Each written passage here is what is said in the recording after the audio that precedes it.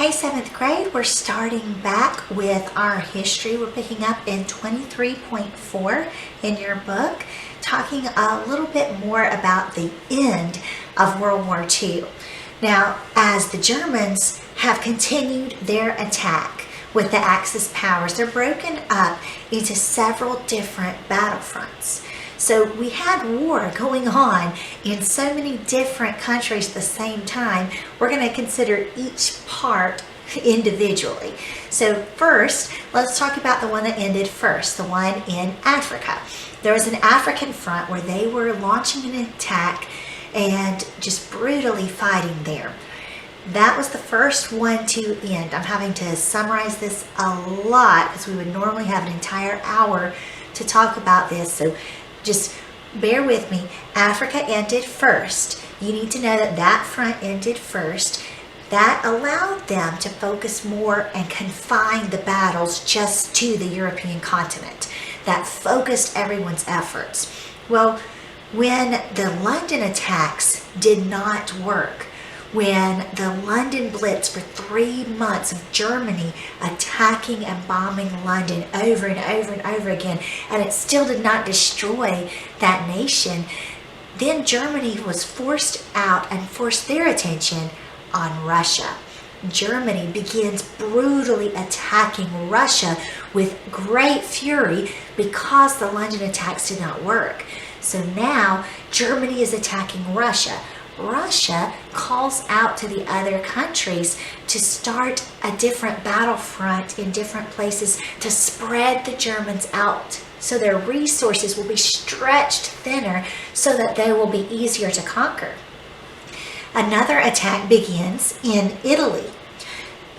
Italy was completely occupied by Germans at the time. It was part of the center of the Axis powers. They called it the soft underbelly of the Axis powers in your book.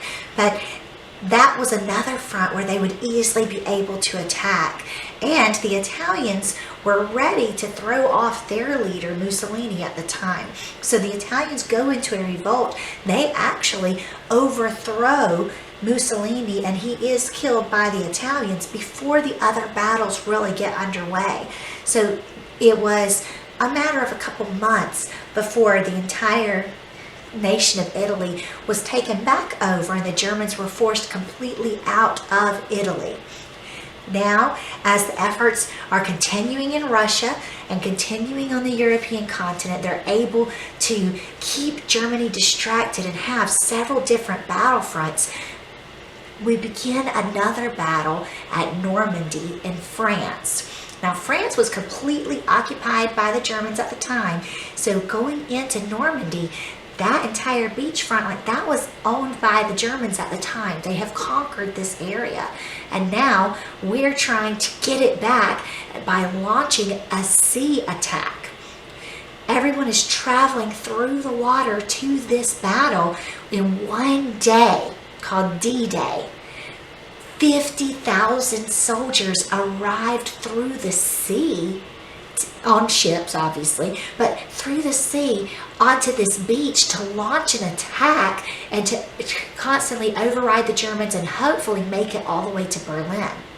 Well, this went down in history as the largest marine battle, which just an attack by sea coming in from sea to land in history.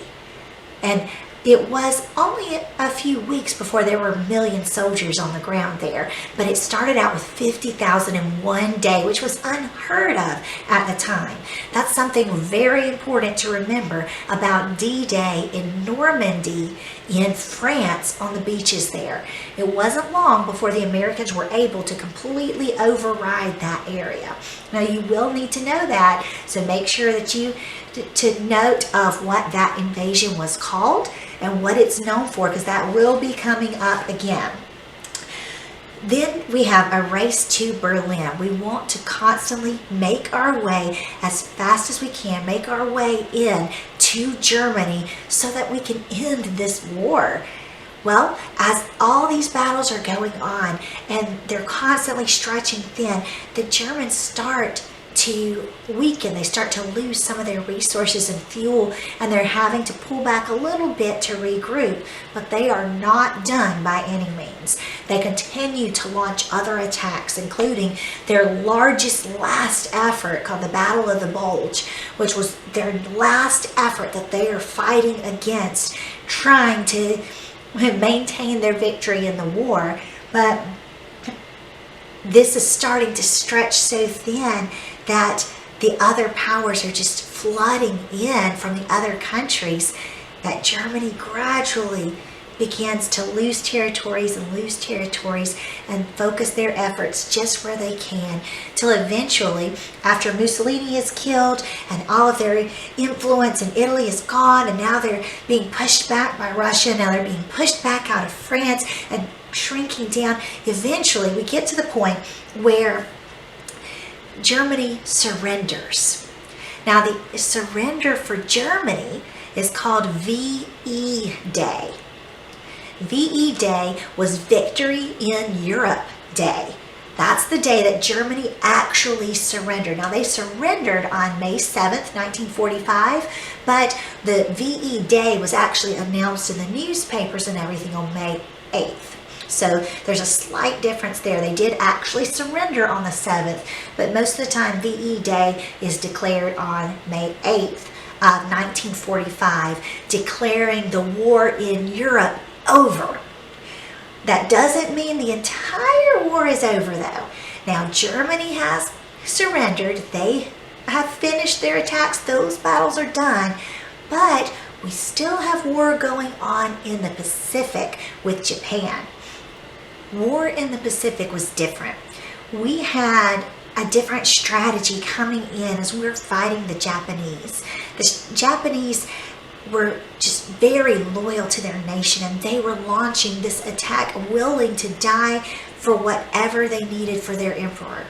Well, because of this, they had a lot of kamikaze airstrikes where they would just either man a plane and just fly straight into a ship to blow it up, or they would have bombs and things like that for their person. Like, they would die for their nation, for their emperor, and that made them difficult to kill because they would not surrender. Surrender was a humiliating term for them. They would not do it. They would rather die than surrender. And that caused the battle to just drag on and on. We constantly had to do island hopping from one section to another, trying to find the Japanese and defeat different sections over and over again. The nation as a whole would not surrender. Finally, after Franklin Delano Roosevelt passed away suddenly, he was elected to a fourth term, and then he died of a stroke. Right after that, his vice president, Truman, came in to power in the United States, and we developed something called the atomic bomb. Well, this bomb was still in testing phase. We weren't really sure how much devastation it would actually ensue, but we did know that it was powerful and that it would make a lasting impression. It would make a mark and hopefully discourage any future fighting and attack and force them to really surrender.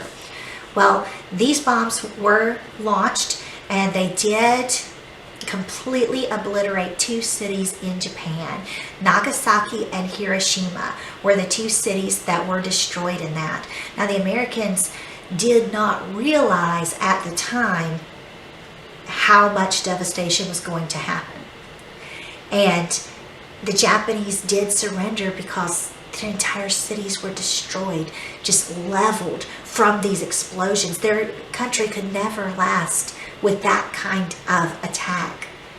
But the Americans did launch aid afterwards to try and rebuild, to try and help the people, and to work to try and bring relief to the suffering that they had caused, because we did not realize the impact on the civilians that we were going to have with those bombs. That was not the intent of them, and since then we have not used them in other wars because of the devastating impact that we saw there in those cities, not knowing that it would completely demolish them. We did have a lot of bad things happened that we found out about at the end of the war. It wasn't until the war was over in Europe before we even realized the Holocaust had even happened. The United States came into the concentration camps to set people free and to find the prisoner of war camps, to find these places. And then we saw over 60 million people have been killed in those concentration camps during the Holocaust against the Jews that Germany had been doing without people even knowing in other countries. We didn't know what was going on, and a lot of the people in Germany did not know what was going on. We started seeing the destruction on a global scale, and from then on, the other countries started coming together and trying to avoid wars, trying to work for peace. Now, we're going to go into some of the efforts for peace after that, and the rebuilding of the nations after that, and after World War II. But there's a lot of things that we need to know within World War II for this chapter. So I want you to go back through, read chapter 23.4, reread this section, the things that I've talked about, make special note of the key dates, especially D-Day, especially VE Day. Make sure that you're paying attention to when these battles happened, when Nagasaki and Hiroshima were bombed. Pay attention to when these things happened, because those are some things you'll see again in some questions in our Google Classroom. And we'll have some questions, so make sure that you are checking out our Google Classroom. Send me a message with your work so that I can help you with it, and I'll look forward to hearing from you soon.